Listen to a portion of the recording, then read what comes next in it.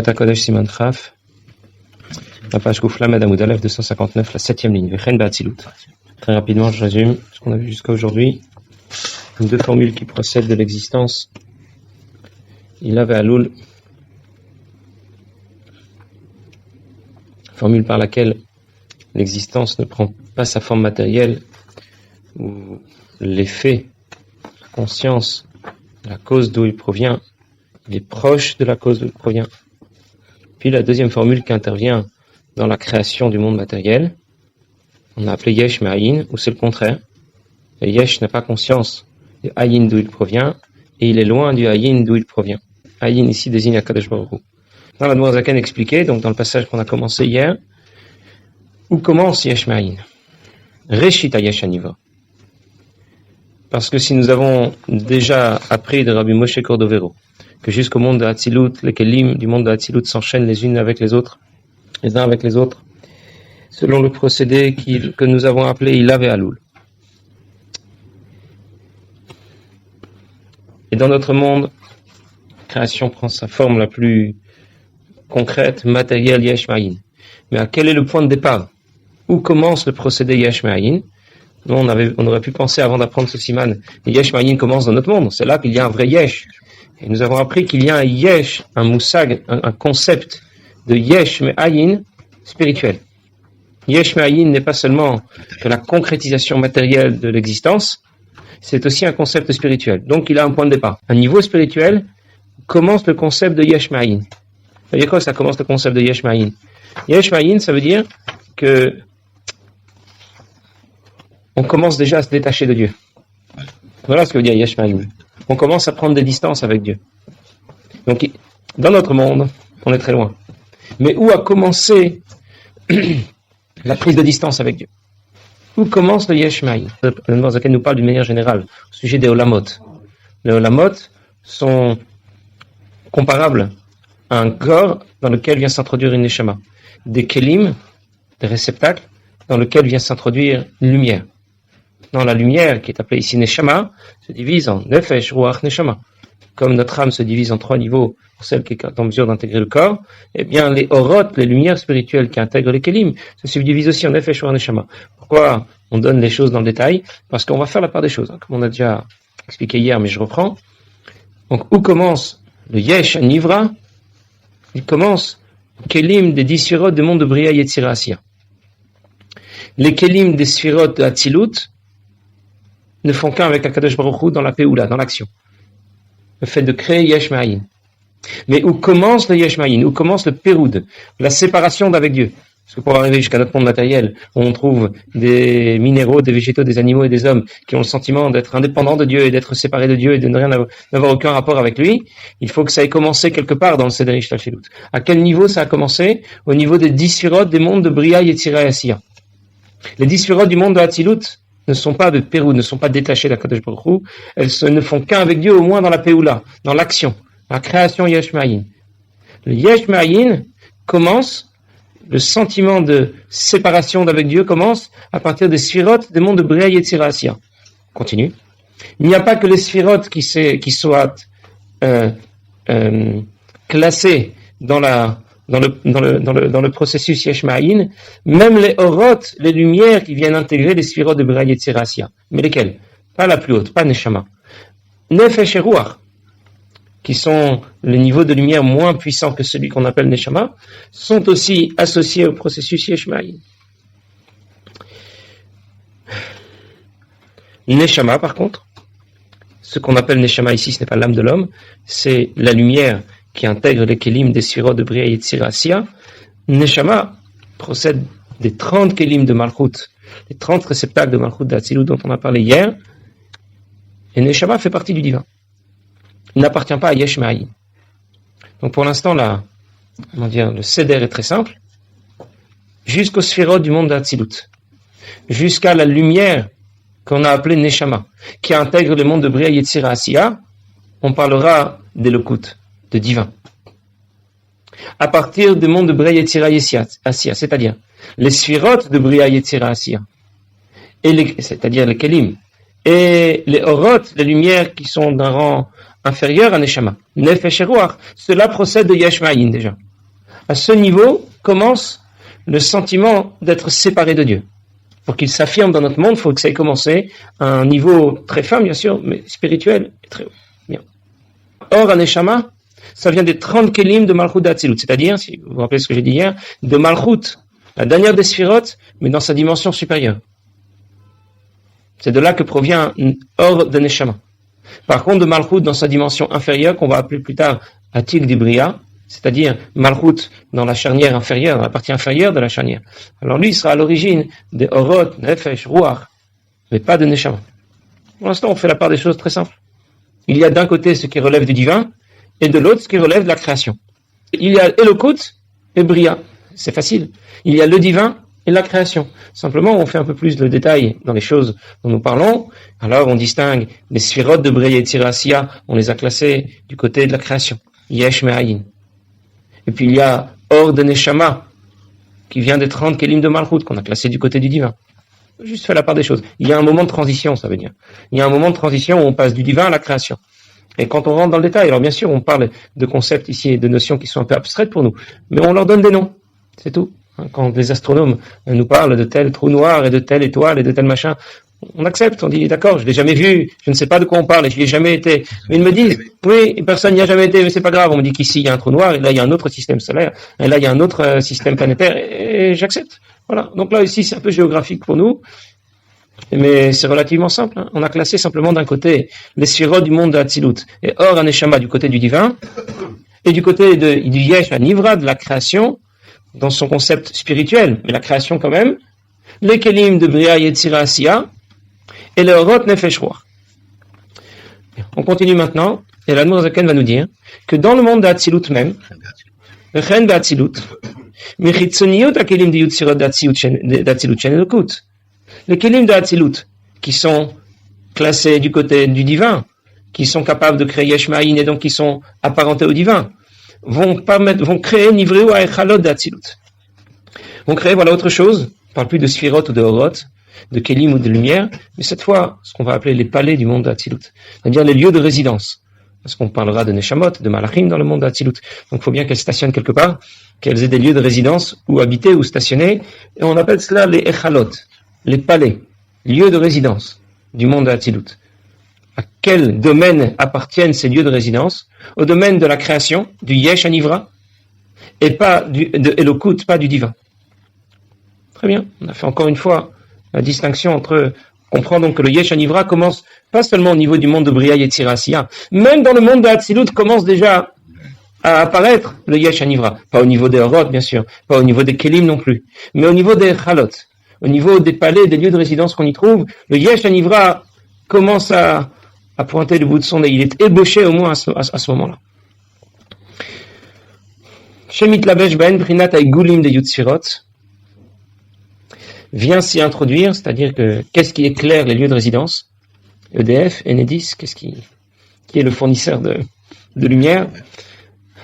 On appelle Igulim de Yutzirot. Bon, qu'est-ce qu'on appelle Igul et Yosher? Igul c'est un rond, et Yosher c'est droit. Il y a deux sortes de lumière. Droit et cercle. Bon, c'est de la géométrie pour nous, c'est tout. Il y a le cercle et il y a le rond. Mais quand on applique ces notions de géométrie à la lumière, ça donne l'idée suivante. Il y a un rond, ça n'a pas de début. Je ne peux pas dire où commence le rond et où il termine. Par contre, sur une droite, je sais qu'il y a un point de départ et un point d'arrivée. Alors que dans un rond, c'est un cercle et il n'y a pas de début ni de fin. Donc quand on parle d'une lumière qui est Biprinat Igulim, qui est du rang d'un cercle, on veut parler d'une lumière qui est partout la même. C'est ce qui sera à l'origine de ce qu'on a déjà parlé quand on parlait de Or HaSovev. Alors que Or HaYosher est une lumière qui n'est pas partout la même, qui va déjà descendre Beitralkut, c'est-à-dire se diviser, s'adapter à chacun des niveaux de la création qu'elle va rencontrer. Et alors on parlera de Yosher, une lumière droite. Donc il y a la lumière qui porte le nom de cercle, celle qui porte le nom de droite. On a compris que celle qui porte le nom de cercle, Igulim, est supérieure puisqu'elle est trop puissante pour pouvoir intégrer dans le détail là où elle vient éclairer. Et donc, bien que je reviens maintenant à ce qu'on disait, bien qu'on trouve dans le monde de Hatzilut des lieux de résidence, pour les Neshamot et les Malachim qui s'y trouvent, Et ces lieux de résidence sont éclairés par Prinat Haïgoulim de Yutsfirot, par la lumière qui émane des 10 Sphirot du monde de Hatzilut. Et de quelle lumière il s'agit? Igoulim, donc d'une lumière supérieure qui n'a ni début ni fin, qui n'est pas en mesure d'intégrer le système qui suit tellement elle est puissante. Pourtant, là déjà commencera Yesh Anivra. Le concept de Yesh commence au niveau des Chalot, c'est-à-dire, pour reprendre ce qu'on disait hier, par quoi? Quel est le chidouche d'aujourd'hui? Jusqu'à hier, on pensait que la notion de Yesh commence dans les mondes de Bria, Yetzira, Asiya. Au niveau des Sphirot de Bria, Yetzira, Asiya. Des Orot peut-être de Nefesh et Ruach de Bria, Yetzira, Asiya. Des 3 mondes suivants de la création. Maintenant, nous avons été un peu plus loin. Dans le monde de Hatzilut, déjà, le Yesh Anivra commence. Le Yesh commence dans le monde de Hatzilut. Pas au niveau des Sphirot, pas au niveau des lumières, mais au moins au niveau des Chalot. Continue. Et là, on va apporter, pour l'instant, avec un Goufot à Malachim d'Hatzilut. Okay. Le corps des Malachim. Un Malach a une Neshama et un corps. Sauf que le corps du Malach n'est pas un corps comme le nôtre. C'est un corps qui est seulement composé de Esh et Ruach. Nous, notre corps est composé, je vais traduire, de feu et d'air. Nous, notre corps est composé de 4 éléments de base, comme tous les éléments de la création physique. Le feu et l'air, l'eau et la terre. Composition des 4 forme le corps de l'homme et le corps de tout ce qui existe, des végétaux, des minéraux et des animaux. À l'intérieur vient s'introduire une neshama, un ruach pour les animaux. Très bien. Les malachim aussi ont une neshama et un corps. Mais le corps d'un malach n'est pas palpable, n'est pas physique. Parce que lui, son corps n'est composé que de 2 sur 4 des éléments de base qui ont été cités, seulement le feu et l'air. Donc on a compris que c'est un corps plus fin, mais c'est quand même un corps. Alors, puisqu'il s'agit d'un corps, dans quelle catégorie on va le classer? Pas bien sûr du côté du divin, du monde de Hatzilut, mais encore une fois du côté du Yesh, du côté où la création commence au moins Reshita Yesh Anivra, dans les mots. V'gam gufot ha-malachim de Hatzilut. Le corps des malachim de Hatzilut, shen bechinat Yesh, c'est déjà un Yesh. Ou comme c'est écrit, ou malachav yasim tehila. On va regarder la traduction exacte. Malach Yasim Teila. Il est loué par ses malachim. Je vais traduire comme ça, mais traduire, c'est trahir. Bon. Ce qui nous intéresse ici, c'est le mot Tehila. On a associé au malachim Teila. Alors Teila, ça peut se traduire une louange, comme le Hallel. Mais ici, on va lui apporter une autre traduction. Bien qu'il s'agisse d'un malach qui évolue dans le monde de Hatzilut. Donc c'est pas un malach comme les autres. Il a un gouffre. C'est vrai que c'est un gouffre, un corps qui n'est fait que de feu et d'air, donc c'est un corps qui est différent du nôtre. Mais ça reste un gouffre, et de ce fait, il va déjà manquer de bitoul. Il va déjà manquer, finement bien sûr, bien plus finement que quelqu'un qui ne va pas désobéir, mais déjà le sentiment d'exister commence. Ce que dit tout de suite l'Admor HaZaken. Shenan bifrinat bitoul le gamré. Il n'est plus dans un bitoul total. Il a déjà un petit yesh. Rien à voir avec le nôtre. Mais en tout cas, il est capable de se révolter à son niveau. Quand un homme se révolte, il balance tout. Un malach est aussi à son niveau capable, au moins potentiellement. Et s'il ne le fera pas, un malach de Hatzilut ne le fera pas. Mais il est au moins capable de se révolter. Alors, on ne va pas parler de libre arbitre quand même. C'est pas à ce point-là. Un malach n'a pas de libre arbitre. C'est comme une machine. Il fait même les malachim de Bria et de Yetzira, des mondes suivants. Donc là, nous parlons des malachim de Hatzilut. Comme je disais hier, parfois c'est écrit qu'il n'y a pas de malachim dans le monde de Hatzilut. Pourquoi? Parce que ce sont des malachim d'une autre trempe. Ça n'a rien à voir avec les malachim dont on parle habituellement, les seraphim, les ophanim, les 10 catégories de malachim, un plus grand que l'autre, qui évolue depuis le monde de Bria, Yetzira jusqu'au monde de Asiya, les derniers qui sont en mesure de s'adresser à l'homme. Parce qu'il n'y a que la dernière catégorie des malachim qui est en mesure de parler aux hommes. Les 9 autres qui sont au-dessus ne peuvent pas communiquer avec les hommes. Mais nous parlons ici des malachim du monde de Hatzilut. Donc, ils sont pas des bitoul les gamrés, mais ils sont quand même des bitoul, d'accord? Ils ont pas un bitoul total, mais quand on dit total, on a placé la barre très haute.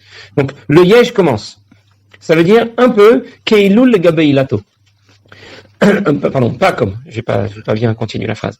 Pas comme un ilul par rapport à Saïla, c'est-à-dire pas comme une cause par rapport à son effet. Non, l'inverse. Pas comme un effet par rapport à sa cause. Un effet est complètement effacé devant sa cause. Il sait d'où il vient.